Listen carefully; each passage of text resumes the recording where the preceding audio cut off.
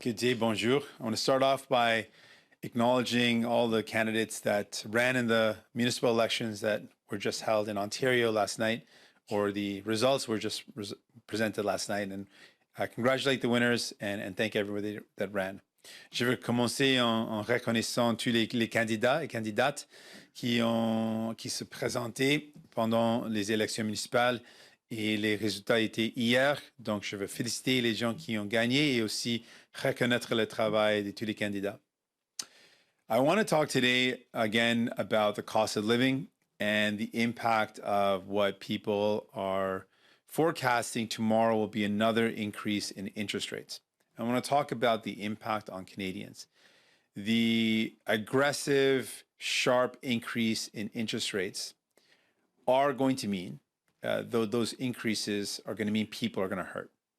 And put bluntly, it's going to mean a very likely recession where hundreds of thousands of Canadians are going to lose their jobs.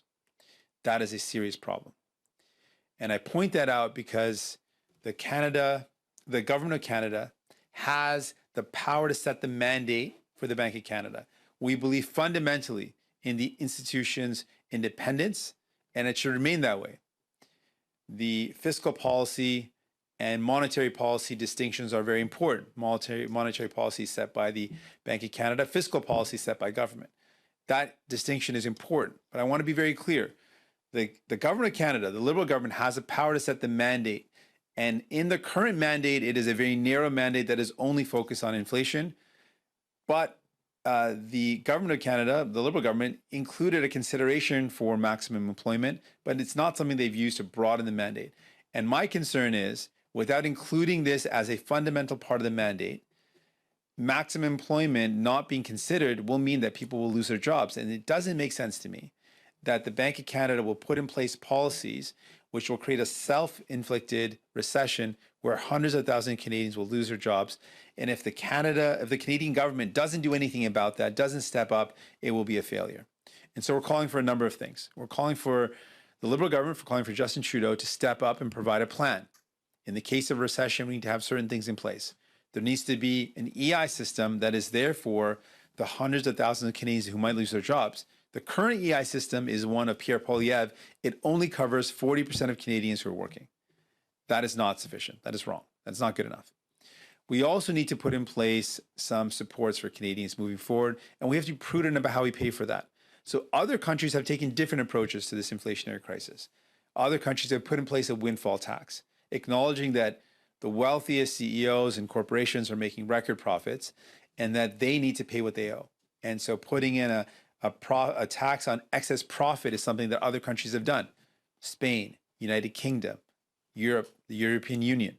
So these are some other examples of a different approach. And we think that's something that Canada should do as well. And use that revenue to invest in supporting people in things like, with the winter coming, removing GST off of home heating.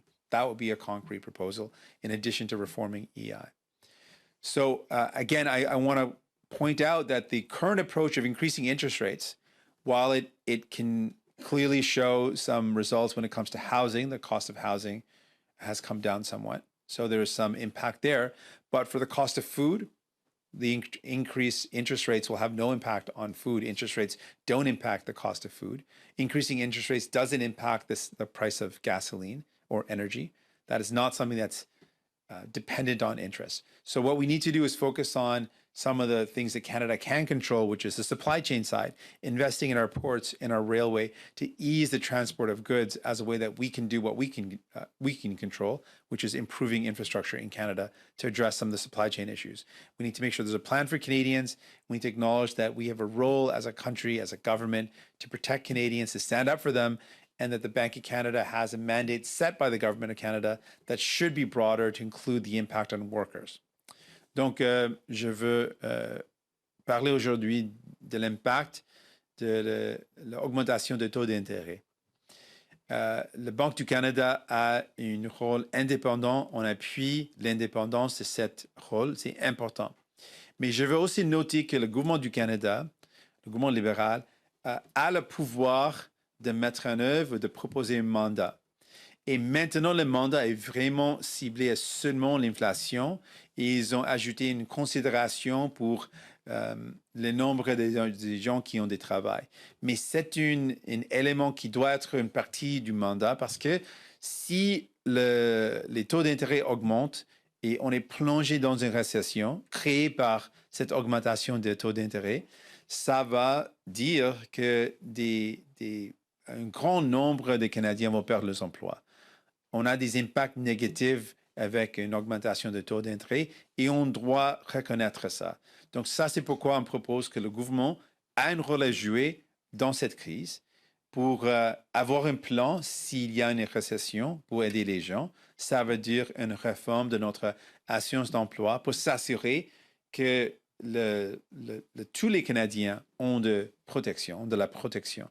Deuxièmement, je veux souligner que seulement avec une approche de seulement augmenter les taux d'intérêt, oui, ça a impacté ça a réduit les coûts du logement un peu, mais ça n'a aucun impact sur les prix des épiceries parce que les prix des épiceries ne sont pas touchés par les taux d'intérêt, ni le coût pour l'essence. C'est aussi quelque chose qui n'est pas il n'y a pas un impact des intérêts sur le coût de l'essence.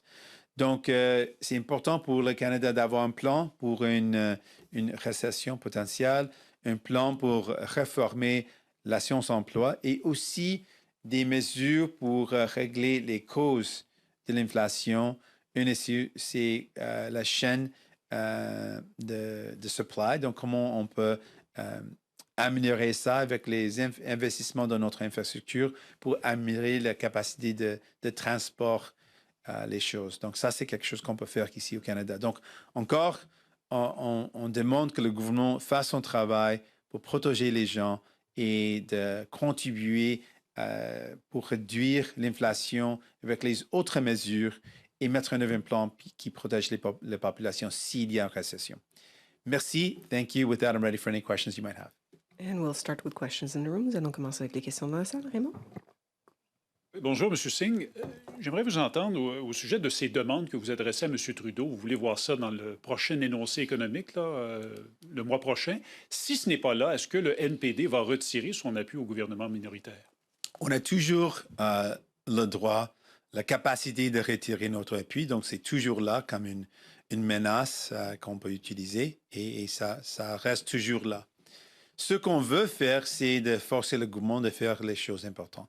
Donc, on va continuer de trouver des manières, des façons, mettre la pression pour réaliser les changements qui aident les gens et on toujours garde la capacité de retirer notre appui.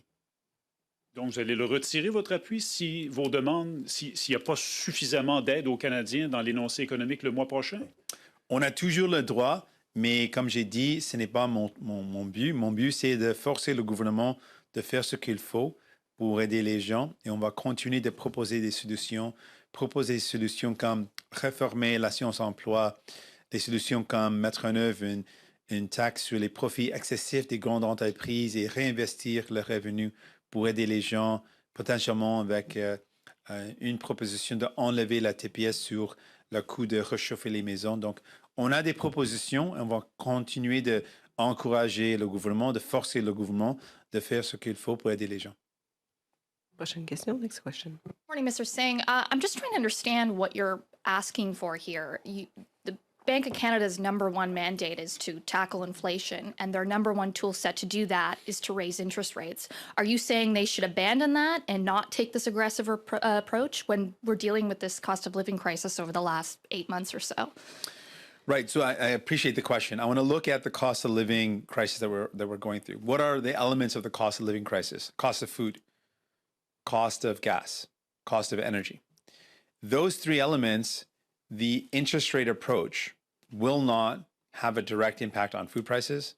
It will not have a direct impact because food prices aren't set in relation to interest rates. It won't have a direct impact on the cost of fuel because we know for certain fuel prices aren't impacted by interest rates. They're set by mercantile exchanges. They're set by OPEC's determination of supply. So those issues of the cost of living will not be addressed with the approach of just increasing interest rates. But what will happen with a sharp increase in interest rates, a potential recession. And that would be a self-imposed or a self-inflicted recession where hundreds of thousands of Canadians will lose their jobs. That to me looks like a bad decision. So what we're saying is that there should be an additional consideration in the mandate. And the government did raise this. So they do acknowledge that we've got a point because they added a consideration for maximum employment. But it's a consideration. It doesn't form a part of the core mandate. And our concern is that the government of Canada is again sitting back and just accepting that and a recession is inevitable, that hundreds of thousands of Canadians losing their jobs is inevitable, that the cost of living that's not being impacted by the increased interest rates is, again, just something that we should just accept. We see that despite a sharp increase in interest rates, food prices haven't come down. And so we know that it's not actually helping for some of the real burdens that Canadians are feeling on their day-to-day lives. And so that's why we're saying the government has to do more. It's not enough to just sit back and say, okay, this is it. We know there's more the government can do and more they should do to deal with inflation and to make sure there's a plan in place to help out Canadians if there is a recession or in the face of this rising cost of living. And we've laid out some of the concrete things this government can do. Reform EI, take GST off of home heating, put in place a windfall tax like other countries have done in the face of massive corporate profits. The United Kingdom, Spain, and the European Union have all put in place windfall taxes, acknowledging that these massive profits mean that these CEOs should be paying what they owe, and we can use that to help out Canadians with the cost of living. So we're calling for real concrete measures to acknowledge that just increasing interest rates is going to mean people are going to feel the pain with their mortgage payments and a potential recession, which will mean massive job losses. And that to me is not something we can sit back and accept. We need to have leadership, and that's why I'm calling on the government to show that leadership. And if they don't include reform to EI and all these other measures to address supply chain issues in the fall economic statement, does that mean you'll pull your support from them, or what will happen? We always have the ability to pull our support, and we can use that at any time. So that remains a constant in any step moving forward or any decision moving forward. We always have that ability. But our goal isn't to find a way to do that. Our goal is to find a way to actually get the help to Canadians. Similar to how we use our opposition to motion to force all the parties who initially were opposed to it to support our call for inquiring or doing an inquiry into food prices. A unanimous consent or a unanimous vote after we force the other parties that now results in the Competition Bureau that's also going to be doing an investigation into prices. This is the type of action that we want to do. We want to help Canadians by tackling the problems, and we're going to use the power that we have to force this government to do its right. We always have the ability to pull our support at any point in time. Next question. Hey, Mr. Singh, I'm talking about potentially changing the Bank of Canada mandate. In your mind, is 2% the right interest rate target to have right now? I believe that the interest rate target, the inflation target is alone can't be the mandate. We think that it should also consider maximum employment, and that decisions made by the Bank of Canada should also include consideration for the impact it'll have on the job force, the impact it'll have on employment, and what that means for Canadians in the face of a potential recession. And that's the consideration we want to include in the mandate that the government of Canada has the power to do, and frankly should do. We also want to point out that there are other approaches to this inflationary crisis that countries are taking, and that the approach of Canada is pretty unique in the world because there's an aggressive increase in interest rates without a similar approach in terms of putting in place protections for workers. Even the United States, which has similar aggressive interest rate increases, but has far more protections being proposed for workers, that's an approach different from ours. So we need to look at the other examples in the world, and simply accepting that the only approach to this inflationary crisis is a sharp increase in interest rates is wrong. And we've laid out a number of reasons why that's wrong, that approach alone can't be what the government does. The government has to also look at other measures to support people, to provide relief, and to make sure that we're doing everything we can to avoid a recession and everything we can do to protect workers if there is one. And just last month, we saw the inflation rate tick down 0.1% following the Bank of Canada's past several hikes. Just going into tomorrow's announcements, since of course the Bank of Canada's decision at this point likely has been made, What are you hoping to see the bank signal as far as like speed and trying to reduce inflation if they address the potential start of a tick down in the inflation rate? Well, one of the things that economists are calling for is that let's let the increases that have already happened take impact. Give it some time to see how that does impact the cost of living. And so economists are calling for a pause. Instead of having another sharp increase, pause on the increases and let's see the impact and see if the impact actually achieves what's intended. And I think that would be a prudent option to do right now. Let's see if the so far aggressive measures are actually resulting in the outcomes that we want. And if they're not, then it's cause for reconsideration. And if it is working, then we have to look at the impacts that's having in addition to just inflation. What's it going to mean for workers and for families? How is it going to impact people that are already feeling their budgets are so squeezed? We need to look at those impacts as well. And we need to have a plan in place to make sure that Canadians are supported. So what we're saying is that the Liberal government can't just sit back and say, okay, the Bank of Canada is doing its thing, and we're not going to do anything. We have a responsibility as a nation to put in place a plan for workers, a plan for families, a plan to provide relief as people are struggling with their bills, and a plan to provide protection for workers who might lose their jobs. That's what we're calling for, and we want to see those clear actions in the announcements of the government. Une première question en ligne, Émilie Bergeron. Go ahead, allez-y.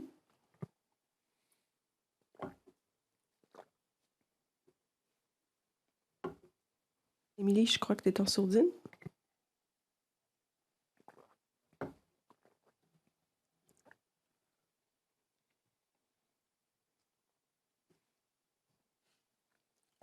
Okay, next question. Craig, go ahead. Good morning. Good morning. The Conservatives have also criticized the Bank of Canada. You probably have seen Pierre Poilievre saying the Bank of Governors should be fired. Do you share those kinds of views? Would you work with the Bloc Québécois to put up a united front to the Liberal government over this issue of monetary policy? No, we don't agree with the Conservatives on firing the governor of the Bank of Canada. We believe in the independence of the institution, and as a general policy, that the government set fiscal policies, and that's appropriate. What type of deficit to run, how much debt to have, the taxation decisions, those are all things that the government should set. Monetary policy is something set by the independent Bank of Canada, and that's appropriate. The Conservatives' call is to undermine that independence, and that's wrong. That's not the right approach. But we are saying that there's a mandate, rightly so, that the government of Canada, that the Liberal government has given to the Bank of Canada. We're saying that mandate already includes a consideration for maximum employment, but it doesn't form the actual core mandate, and it should. And we should look at the impacts of increased interest rates on employment and look at decisions being made by the Bank of Canada by a mandate set by the government of Canada and what it means for people's jobs. If it's going to mean that we're going to have hundreds and thousands of Canadians lose their jobs, and that's a problem.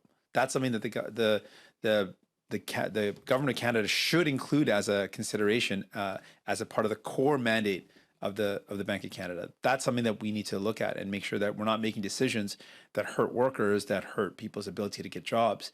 That is something very fundamental and vital in the mandate. It should be vital in the mandate, and it isn't right now. So that's something we're calling for. And independent from that, we're saying the government has a role to play. If these are the decisions being made, then the government has a role to play in providing relief or putting in place other measures to tackle inflation. It can't just be that the one tool of the Bank of Canada is the only response to inflation. And it can't be that the government sits back and says, we're going to let whatever happen in terms of a recession or harm to people or people lose their jobs. We're going to let them fend for themselves. The role of government is to provide a plan and clear protections in place. And that's what we're calling this government to do. Secondly, when I look at the economy now, the unemployment rate is near a record low. The economic slowdown we're looking at is not just in Canada, but global, as is some of the pressures on prices because of the war in the Ukraine. I just wonder if you can explain more about this more beneficial path you see where we can control inflation, get the cost of living back down, avoid job losses, and not raise interest rates. How could the Bank of Canada really act in this situation to not have job losses and to meet its prime goal of getting inflation under control? Well, there's a couple of things we can do. First of all, we can look at other countries' approaches. And one of the things that we're seeing as a growing trend is putting in place a windfall tax. And that means that the corporations that are seeing record profits around the world, we're seeing record profits made by corporations, profits that far exceed the inflation that we're seeing. So while workers and people are feeling the crush of inflation, meaning their buying power has gone down, they're feeling an effective pay cut, large corporations are actually seeing record profits. So they're seeing more profit, more money go their way. And in acknowledging that and how that is that is a problem, the other countries around the world, like I mentioned, have put in place a windfall tax or a tax on excess profits and are using those revenues to support workers and families and people that need help. That's something that we should do. When it comes to the inflation and the crisis of the inflation, we have to look at all the areas. One of the major impacts of the inflation is the fact that everything is more costly, including food. And the approach of the Bank of Canada, if that was the only approach, would not actually help Canadians with the price of food. And that's why we force not just the Liberal government, but all other parties to adopt our motion, which is to set an inquiry into the food prices. And we called for the Competition Bureau to look at price fixing or look at the prices as well. And we've moved forward with that because we know that we need to address the other areas of inflation which aren't going to be impacted by an interest rate increase. So that's what we're going to continue to call for. What are other ways where we can provide relief to Canadians, whether it's the cost of food or the cost of energy? And with the cost of energy, we know with the cold winter coming, that one thing we can do to provide relief is to remove GST off of home heating. So these are some of the concrete measures we can put in place that go beyond just the one tool of the Bank of Canada. And finally, last point is that the mandate should also include employment, because if it's a sharp increase in interest rates that result in job losses, that's also a problem. And so we need to make sure that the Bank of Canada understands that as an additional mandate. Next question, prochaine question. Natasha Polowski, go ahead. Hi, thanks so much for taking our questions as always. Of course. Last week, the Toronto Star reported that Chrystia Freeland told cabinet ministers in an internal memo that they would have to make at least some cuts in their departments to help pay for, in part, any new programming. And so if Freeland is serious about reining in spending in this way, how will that impact the NDP's supply and confidence agreement with the Liberals? Here is a really important distinction between Liberals and New Democrats. We also believe in cuts. We just don't believe those cuts should hurt workers. We don't believe those cuts should cut our healthcare. We believe that the government should be cutting corporate welfare, the billions of dollars that go to fossil fuel subsidies. We should cut that right now. At a time that we are up against some real serious fiscal constraints or some real serious challenges, we shouldn't be wasting money to the tune of billions of dollars in fossil fuel subsidies. These are government subsidies, welfare going to wealthy corporations. I should also add, very profitable corporations who are making record profits right now. So we should cut that. We should cut the waste. The fact that this Liberal government spent $54 million on an app, the ArriveCan app, that was just scrapped afterwards, is wasteful and should not be happening at a time when Canadians are tightening their belts and tightening their budgets. They expect us to be very prudent and responsible with the resources that we've been entrusted to manage. So that should end. And finally, this government has allowed for loopholes, which really is a way of saying that they're spending money on to the tune of $30 billion that is not being recovered because it's going to wealthy CEOs and corporations that aren't paying what they owe. A report came out that $30 billion in lost revenue. So that's an expense. We should cut that and close those loopholes. So we're talking about real cuts that actually save significant resources so that we can invest in the things that people need. The Liberals are talking about cutting programs that will hurt people. We're talking about ending the corporate welfare that is spending billions of dollars on profitable companies that don't need it. And frankly, we shouldn't be doing it even in good times, but particularly in these tough times, we shouldn't be doing. Given, though, that a lot of the supply and confidence agreement outlines, new programming around healthcare and also, of course, sustained climate action, how do you square that? Because those are likely going to be areas where new programming is needed, and thus, if this memo is accurate, where the cuts will also be needed. So, with those priorities for the NDP in mind, how will that inform how you proceed, especially if we see a budget introduced with, shades of austerity? We're going to lay out that we agree that there needs to be cuts, just not to people. There absolutely needs to be cuts. And we're going to push the case that there's significant revenue that we could have if this government cut the welfare, the corporate welfare to the wealthiest corporations, stop giving fossil fuel subsidies, stop allowing $30 billion of revenue out the door. So we'll encourage the government to take this approach instead of their approach, which is to cut help to people. And like you mentioned, which certainly is signaling shades of austerity, we'll say, well, not austerity for people. Let's do austerity for highly profitable, wealthy corporations. That's where we need the austerity. That's where we need to have prudence in terms of not letting billions of dollars go out the door, and instead investing that back into the people that need it, and to help us with the recession and the cost of living and the inflationary pressures that people are going through right now. That's what we need to do. So we'll lay out the better course of action, that the right approach is to make those cuts and not cut healthcare, not cut help that people need. Next question, Cormac, go ahead. Hi, and apologize if my kids make a little appearance in the background. They're sick at home at the moment. But it's okay. It makes me feel at home. Yeah. Going to ask you about a couple of other issues. Sure. I'm just wondering, yesterday we got some evidence that came before the public inquiry into the Emergencies Act. That was an email shared between Commissioner Brenda Lucki and the Chief of Staff to the Public Safety Minister that said that Brenda Lucki did not think that all tools were exhausted on the day, just hours before the Emergencies Act was invoked, and that there were tools in existing legislation that could be helped to clear out the protests. So I'm wondering what your reaction to that is, that development, that just hours before the Emergencies Act was invoked, that we had our national police force saying that, not every tool is exhausted yet. This is exactly why we fully support the inquiry, the commission. We support the work being done in Parliament as well, because we want to get to the bottom of what happened and what steps could have been taken, maybe better steps that could have been taken. These are all very important questions that need to be answered, and we're starting to see some evidence to that effect. I also want to highlight that we know that the police weren't doing their jobs. I mean, that's coming out more and more, but we knew that the Ottawa police, for example, weren't enforcing rules they could have enforced. They weren't actually taking steps they should have taken. And we also know that by invoking the Emergencies Act, we were able to clear out the convoy who are harassing and shutting down businesses and harassing people and shutting down businesses in the core of Ottawa, and the convoy that was shutting down borders and causing massive losses of revenue for the country, and impacting workers who weren't able to go into work because there was no supplies in their factories to work on.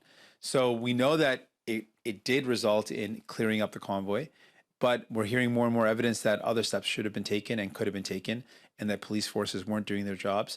And these are all really important things for us to get to the bottom of. Ultimately, we want to find a way to make sure that we make decisions better in the future. That's the point of this inquiry. That's the point of the commission. And that's something we support fully. We want to see full transparency. We want to have all the evidence in front of us. And then we want to look at what we can do to improve, if we're ever in a similar situation again in the future, how we can improve outcomes and improve decisions.